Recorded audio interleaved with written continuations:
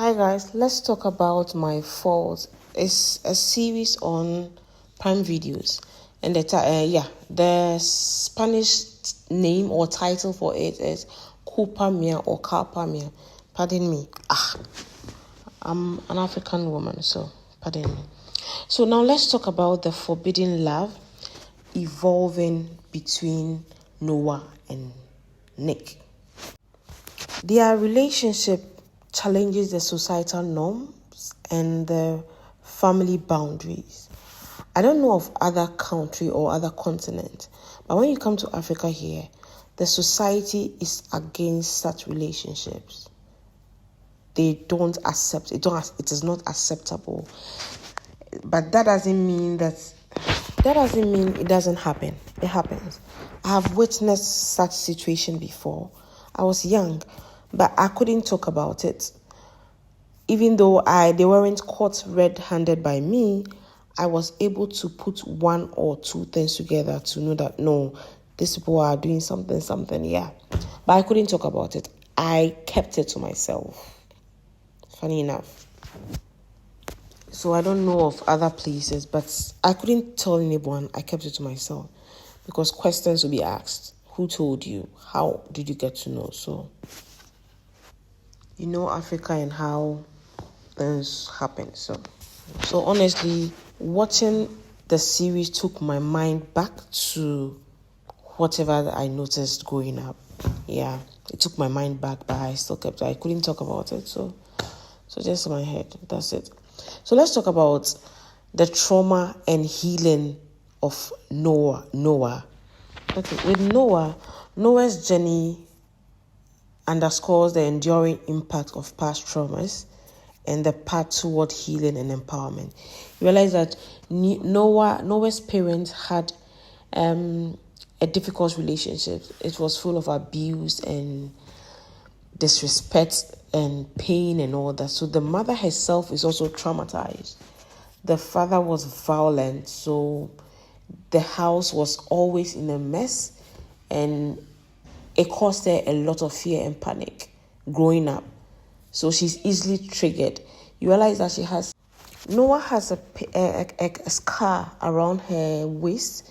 I think it was caused by her dad or so, I don't know. It's one of the fights they had and she got a cut. Yeah, it reminds her, or it actually triggers a lot anytime she touches it or anything comes up and she begins to touch or feel the pain and all that. She just talk about her ordeal she went through with the father. Identity and transformation. The characters transition both physically and emotionally. That is one thing I noticed. So now, guys, let's break down the characters actually. Noah is a strong-willed and independent teenager. She's like hot-headed, honestly. She's stubborn. That is it. And her mother marries a wealthy man. Noah struggled to adapt to her luxurious surroundings. You know, she's used to the ghetto lifestyle and all that, so she struggled to adapt to the luxury, the new environment. Yeah, so she struggled a bit.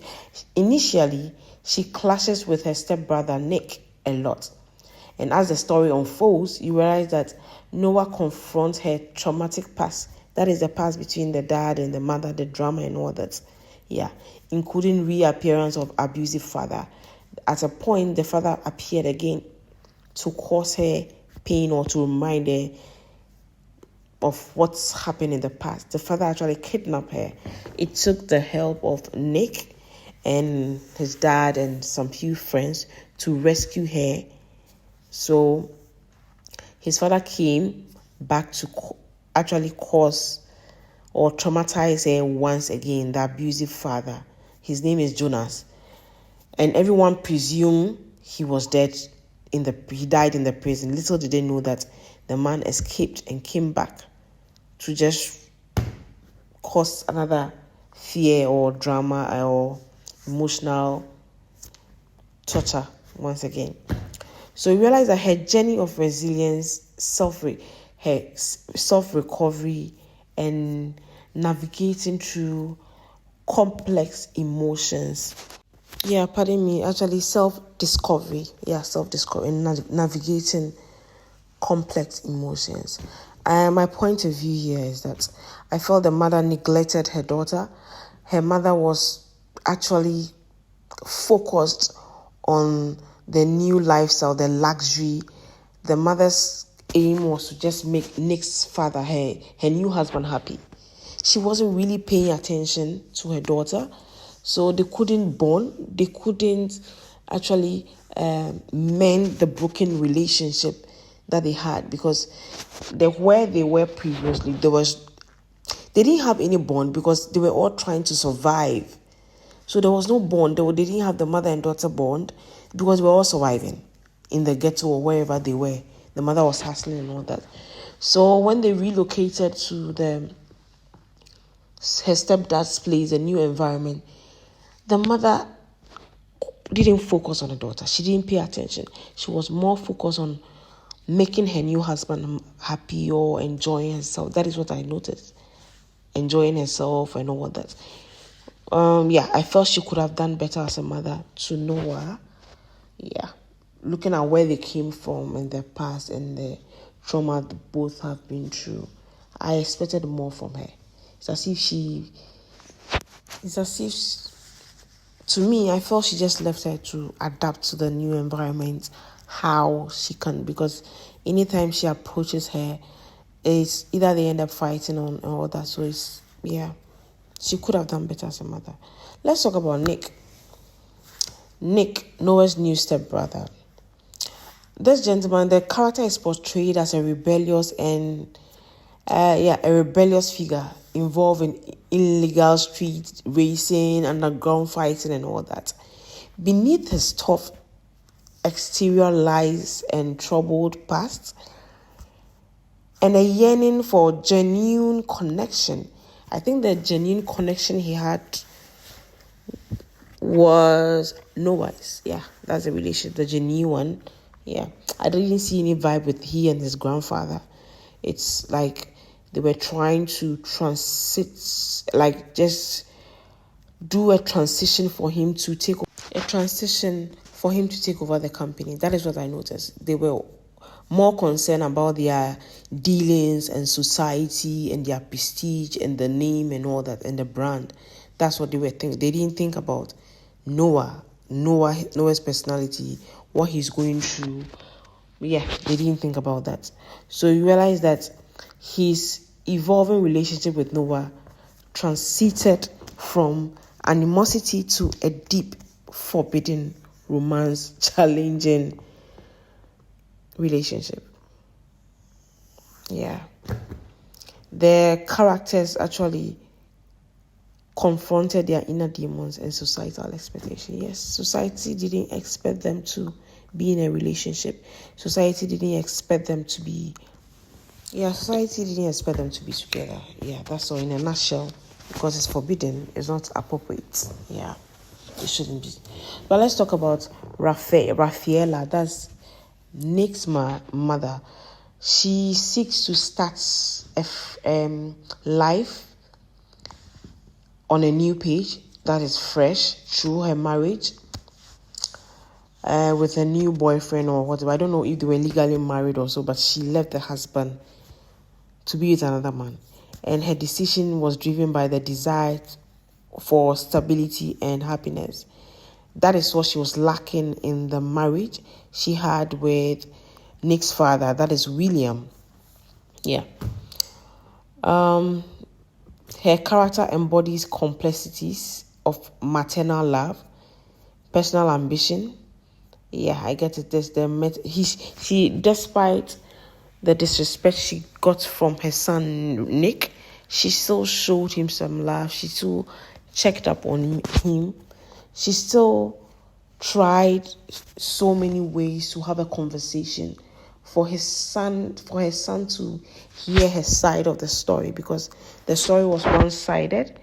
They created the impression as if she abandoned him without thinking. But a lot happened. Yeah, she was forced to take that decision. Even though I don't agree with how she left, it happened. And they have Nick had a little sister after the mother left. Yeah. A little sister with the same mother. Something happened. They went for a program or an event, and it happened. And she got pregnant. Yeah. So let's talk about William. William is Nick's father. And William is Nick's father. Actually represents epitome of wealth and status. While he offers a life of luxury, his presence also introduces tensions and adjustments for Noah, who grapples with the stack of contrast between her past and her present